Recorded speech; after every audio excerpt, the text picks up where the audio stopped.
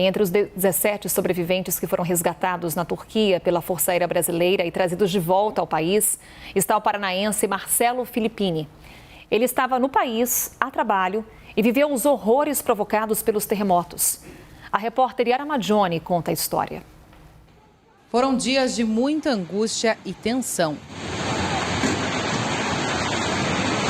Passamos aqui momentos extremamente difíceis, os piores das nossas vidas, com certeza. Madrugada de segunda para terça, às 4h17 da manhã exatamente. Simplesmente nós fomos lançados da cama com um tremor absurdo, extremo, sem saber o que estava acontecendo, sem entender por segundos se aquilo era um atentado, se era uma bomba, se era uma guerra. Marcelo estava na Turquia a negócios quando o terremoto aconteceu. Ele dormia em um hotel quando foi acordado de madrugada depois de ouvir muito barulho e sentir os tremores.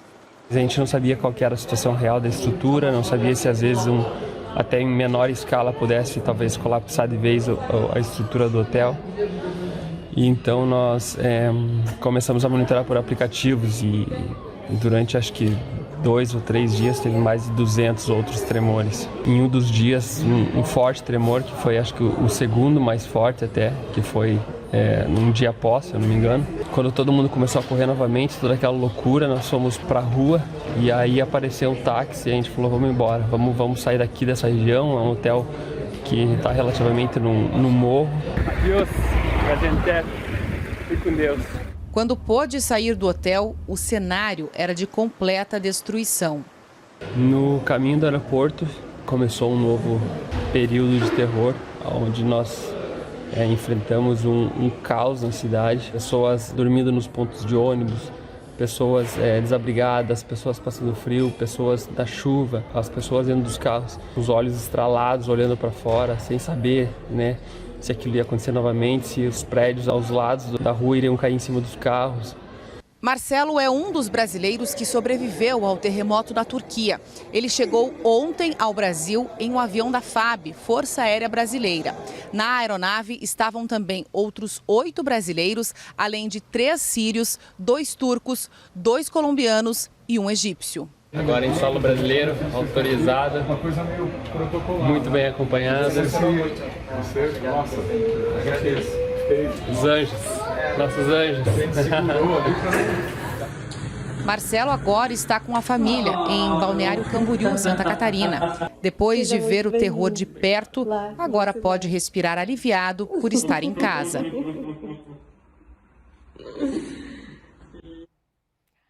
Bem, vamos lá, Lorival Santana, é isso, a gente acompanha aí o alívio desse brasileiro, mas ainda é uma situação muito caótica na Turquia, na Síria. Na Turquia, especificamente, a Justiça abriu investigação para apurar a suspeita de negligência na construção de prédios que desabaram com os tremores.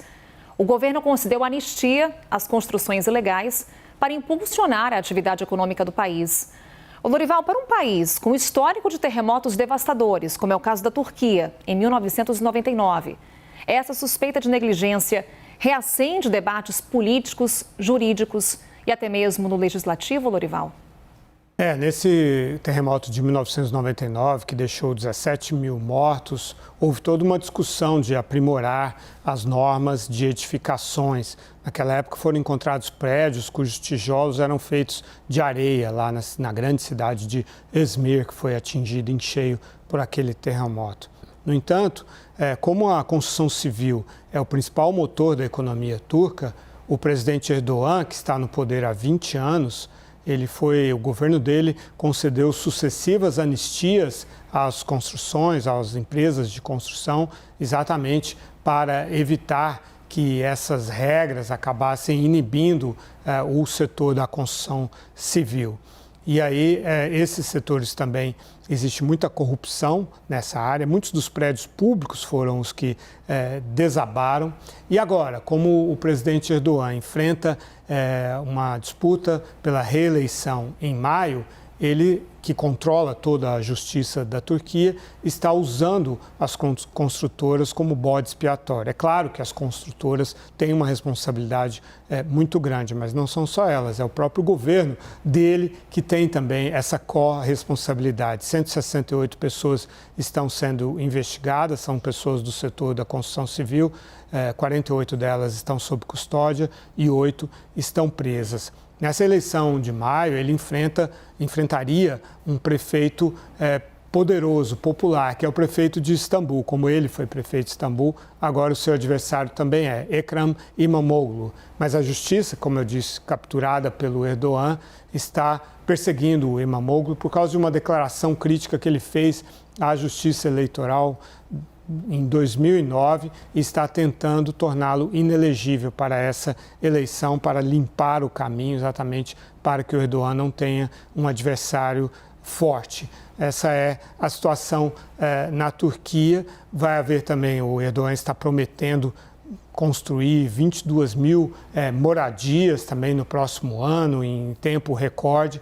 É claro que há essa necessidade, isso é algo que precisa ser feito, mas, por outro lado, tem também esse componente eleitoreiro. Então, desde o primeiro dia, uma semana atrás, que eu trouxe esse assunto e que tem só crescido à medida em que, infelizmente, se torna mais difícil encontrar pessoas vivas nos escombros, o debate político em torno da negligência do próprio governo está esquentando. Carol. Obrigada, Lorival. E o Catar anunciou a doação de acomodações para as vítimas dos terremotos. Durante o Mundial, além de navios ancorados, os turistas também tiveram containers como uma das opções de acomodação. Eles eram chamados de Vila dos Fãs, em Doha. Agora, essas acomodações vão servir de moradia para os afetados pelos tremores. A OMS alerta para uma potencial tragédia secundária causada pelo frio e pela fome, principais desafios dos sobreviventes. Ao todo, 10 mil containers serão doados. Os primeiros 350 já saíram ontem rumo à Turquia. E aí as imagens para você.